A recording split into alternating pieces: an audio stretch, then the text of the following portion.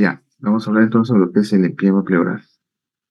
Bueno, su definición es la acumulación de líquido purulento en el espacio pleural por una infección de un microorganismo patógeno. También algunos lo definen como la presencia de un líquido turbio en el cual vamos a encontrar gérmenes y en el cual existe una celularidad donde predominan polímeros nucleares y la bioquímica está alterada. Glucosa baja, LH más de 1000, un pH ácido o debajo de 7,2. Recordar que el empiema muchas veces es desarrollado a partir de un proceso neumónico, pero al inicio, algunos procesos neumónicos desarrollan un pequeño derrame pleural secundario que muchas veces se absorbe. Entonces, se llama derrame pleural paraneumónico. Pero este derrame paraneumónico ya cuando requiere drenaje, no tiene condiciones o criterios como veremos más adelante, ya es considerado como un empiema. Entonces, en cuanto a la epidemiología, del empiema, podemos decir que si hablamos de propiamente del empiema y analizamos, este, el 70% mayormente es a consecuencia de un derrame pleural paraneumónico o de un proceso infeccioso.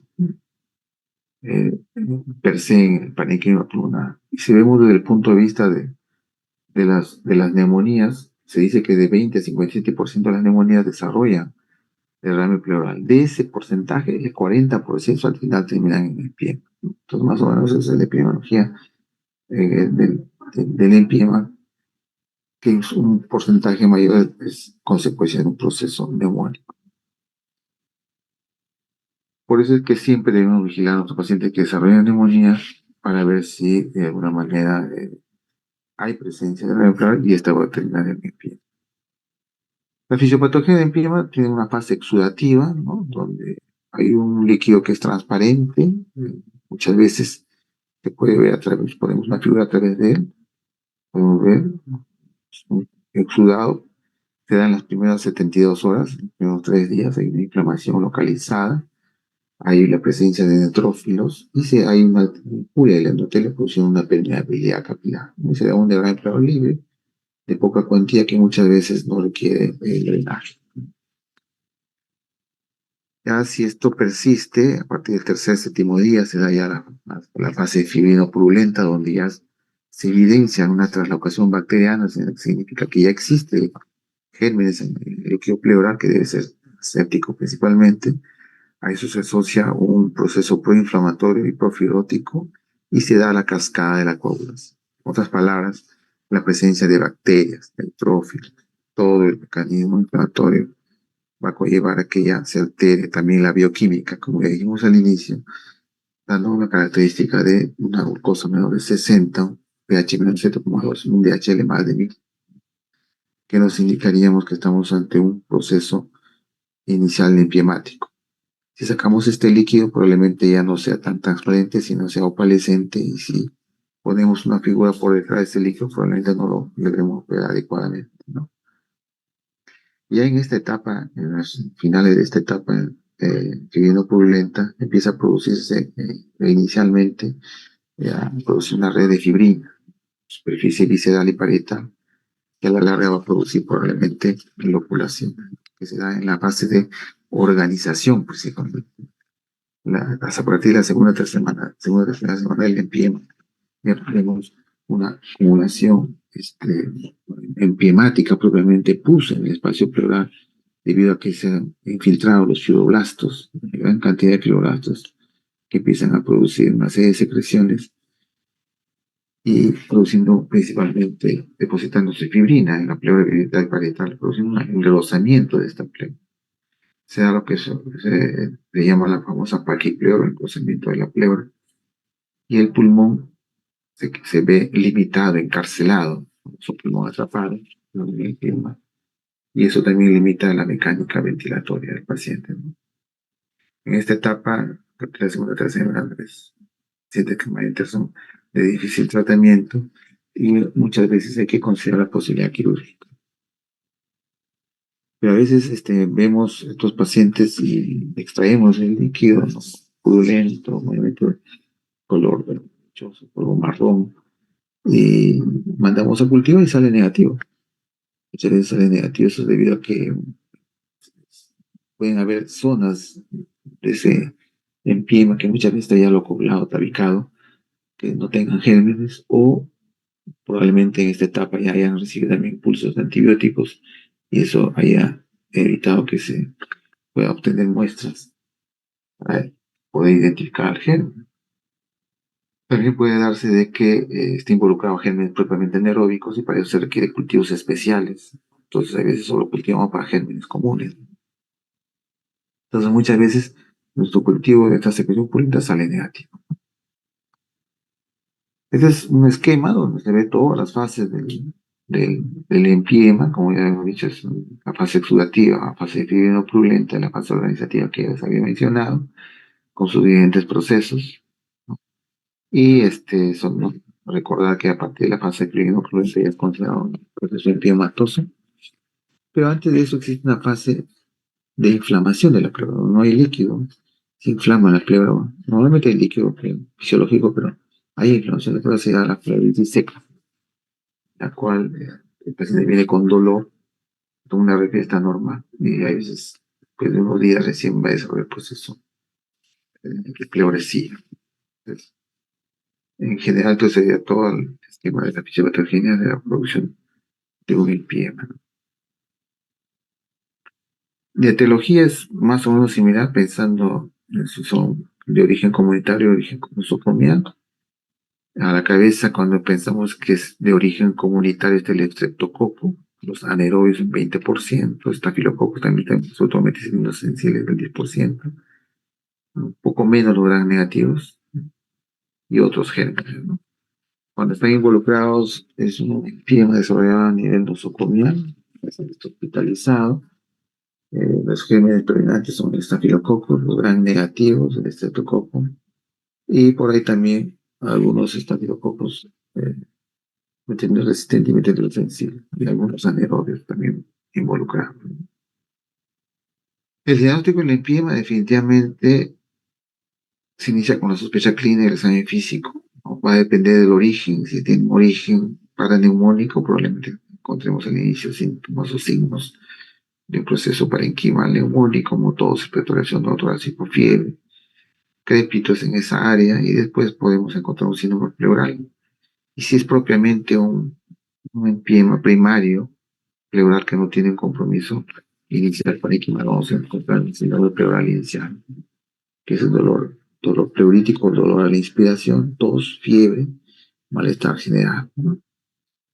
Eh, Inmediatamente lo que vemos ahorita es pues, imágenes, una radiografía de tórax de fácil de tensión y bajo costo, donde vamos a observar el derrame pleural y muchas veces asociado a un proceso parenquimal. El derrame pleural característico en la radiografía es la obturación de los ángulos costofrénicos, costodiafragmáticos, ¿no? Que es lo que caracteriza al proceso de líquido a nivel pleural. La ecografía también nos va a ayudar bastante para ver qué tipo de densidad líquida tenemos y algunos datos más. Y la tomografía, bueno, siempre pensando la tomografía solita solo cuando vayamos a pensar en otros diagnósticos diferenciales como el absceso, pinchazos abscesos periféricos, o poder ver si hay otro proceso que haya condicionado el empiema. Para el de todo, acá tenemos un derrame pleural característicos, en este caso es empiema, es la obturación y la curva de Damon. O también podemos tener en el lado derecho de la radiografía, se ve también una obturación del ángulo costopeo, una radiopacidad basal derecha, pero con un síndrome parenquimal asociado, ¿no? Que pueden, acuérdense que pueden tomar diferentes características, se empieza no necesariamente desarrolla eh, como si fuera un líquido libre, acuérdense que son secreciones purulentas, pueden tener diferentes formas. Acordar que cuando se obtura un ángulo, costo diafragmático, mayormente estamos hablando ya que existe más de 150 o 200 mililitros de líquido para que se vea en la radiografía. La ecografía ayuda bastante en el empiema porque nosotros debemos pedir una ecografía torácica con marcaje, cuantificación y profundidad. En otras palabras, estamos diciendo al ecografista, o hay veces ya en neumología, por ejemplo, en el caso del hospital, nosotros ya los neumólogos hacemos ecografías torácicas donde debemos ver la localización, el volumen y la profundidad del líquido pleural. Y aparte de eso, si la ecografista o la máquina de la ecografía es un poco más sensible, podemos ver también la respuesta inflamatoria del linfoma y también la presencia o no de tabiques o loculación. En otras palabras, la ecografía en el linfoma nos da mayor, mayores datos para tomar decisiones diagnósticas y terapéuticas. La tomografía nuevamente, como digo, para hacer diagnóstico con el absceso. Y si hay mucha confusión, muchas veces se puede hacer una tomografía con contraste, en la cual la característica es que el linfoma es hipodenso, o sea, no capta contraste, al contrario del absceso, que es un proceso que mayormente capta contraste. Y las pleuras sí se logran tomar contraste y se da pues, la separación de las pleuras cuando se empiezan, el signo de spleen o pleuras escindidas. Entonces, eso es un tanto a veces para diferenciar, porque acuérdense que el linfoma hay que drenar y el absceso muchas veces hay que esperar el tratamiento médico, ¿no? El diagnóstico del linfoma es efectivamente obtener, pulsar y obtener el líquido para ver las características del líquido. Es un de diagnóstico de muchas veces terapéutica. En los procesos paraneumónicos, donde se ve un derrame pleural pequeño, asociado, siempre hay que esperar que se resuelve el proceso parenquimal y probablemente se resuelve también el proceso pleural. Pero si persiste o aumenta en las imágenes radiográficas o topográficas el líquido de nivel, pero hay que hacer de todas maneras un trabajo de diagnóstica, donde vamos a analizar el líquido buscando lo que ya dijimos, la celurea, la presencia de polígonos nucleares o gérmenes y mandarlo a cultivar, y la bioquímica alterada con pH bajo, glucosa baja y DHL eliminado. Muchas veces se puede pedir PCR en líquidos enfimatosos. Otros exámenes, no olvidar que no es que estemos frente a un proceso de tipo neoplásico, ¿no? Pedir PAP, pedir becas también, no solamente conformarnos por pedir cultivo de genes comunes. A veces se puede pedir test de ADA, ¿no? Pero realmente casi en todos los empiemas el ADA está elevado. No nos ayuda mucho a ver si es un proceso empiemático por tuberculosis, ¿no? Entonces no es rentable dar valor al ADA en empiemas porque siempre va a estar elevado. Macroscópicamente los empiemas son turbios, chocolatados, oscuros. Hay que tratar siempre de ver estas tres diferencias cuando veamos y extraigamos el líquido empiemático. El kilotora también tiende a ser un poco más claro, más lechoso, medio amarillento. Pero si pedimos evaluación, examen de líquido, eso, y encontramos kilomicrones, probablemente es un kilotora. Y si encontramos triglicéridos mayores de 110 miligramos por decilitro, también nos está indicando que probablemente es un kilotora. Recuerden que hay kilotoras y pseudokilotoras. Y si el líquido es hemático, hemático, veamos hematocrito, si está más del 50% de lo que es sérico, probablemente estamos frente a un hemotor que tendría otra conducta, ¿no? Al igual que el kilotón. Entonces, macroscópicamente también es importante que ustedes aprendan a observar cuál es la conducta a seguir. En la teología ya lo hablamos en el comentario hospitalario, comunitarios streptococos y anaerobios, hospitalarios, los gran negativos, estafilococos y también strepto y anaerobios. Y teniendo en cuenta pues este tipo de epidemiología de los gérmenes, vamos a ver también el tratamiento. Por eso el tratamiento también es prolongado de 4 a 6 semanas con drenaje, ¿no? Que drenar, colocado un lente torácico. Usamos la cefalopenia de tercera generación, asociado de repente a una clindamicina o metronidazol. Y si hay alergia a la penicilina, por llamando las quinolonas, ciproflimna, ¿no? O de repente alguna otra quinolona, de repente moxifloxacina, ¿no? Si pasamos a la vía oral, podemos usar el manual de la moxiclavulánico. Si es de origen nosocomial, estamos pensando en estafilococo gérmenes gran negativos, vancomicina, meropenem, vancomicina, o una cefrodinantis, no, clindamicina. No se recomienda los macrólidos, debido a que hay poca presencia de gérmenes atípicos o de puentes sobre empiemas, y los aminoglucósidos porque tienen una baja penetración en el espacio, pero una baja biodisponibilidad. Entonces, ese tipo de antibióticos, tanto aminoglucósidos como macrolidos, no es recomendable en empiema. El drenaje, definitivamente debemos buscar un dren torácico. Los diámetros que siempre tratemos de poner son de 24 a 32 French.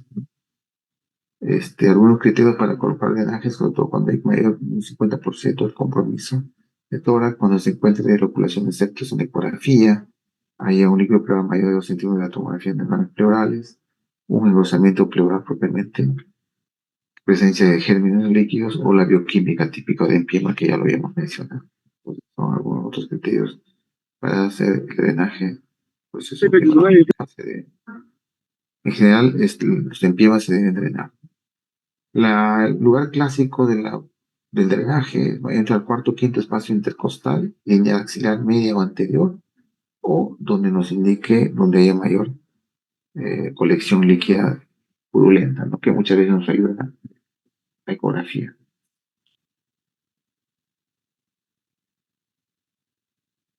Algunos recomiendan, algunas series, algunos protocolos utilizan usar fibrinolitos. Recuerda que dentro de la fisiopatogenia del empiema se da toda la cascada de la población y se produce fidotórax y muchas veces se encuentran coágulos dentro del espacio pleural. Entonces, la utilización de fibrinolíticos, sobre todo en forma precoz, sobre todo hasta formándose las loculaciones, ayuda bastante a su resolución del empiema, pero no ha disminuido la mortalidad, por eso que algunos guías tampoco lo recomiendan. Principalmente de los primeros que nosotros usamos era la estreptoquinasa y la urosinasa, pero últimamente ha salido la DNasa, que es un tipo mucho más efectivo, ¿no?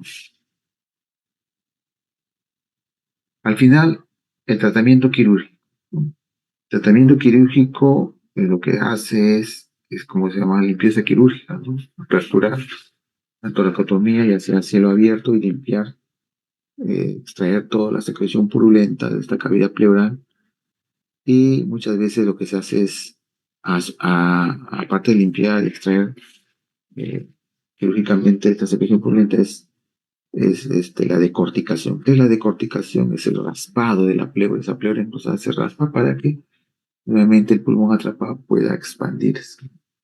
Entonces, como el tratamiento quirúrgico no solamente es el drenaje, sino también la decorticación, y se puede hacer ya sea a cirugía abierta o utilizar el BATS, ¿no? La famosa videotoracopía asistida, que se ha visto que es mucho más efectiva que la cirugía a cielo abierto, ¿no? Pero eso depende también de la experticia del cirujano de tórax. Eh, Algunos también dicen que como se da toda esta coagulación, debemos usar profilaxis con heparinas, pero algunas guías tampoco lo recomiendan, sobre todo las heparinas de bajo peso molecular podemos administrar a nuestros pacientes para evitar toda esta coagulación que se da en loculaciones a nivel empiemático. Recordar que todo proceso purulento, empiematoso, si no se da un tratamiento, busca su propio camino y migra de repente hacia afuera y va a formar pues un empiema o una fístula broncopleural, un empiema necesarios. Y a veces drena hacia afuera, como también puede drenar hacia la parte media y producir mediastinitis, ¿no? Que sería una mayor complicación del empiema.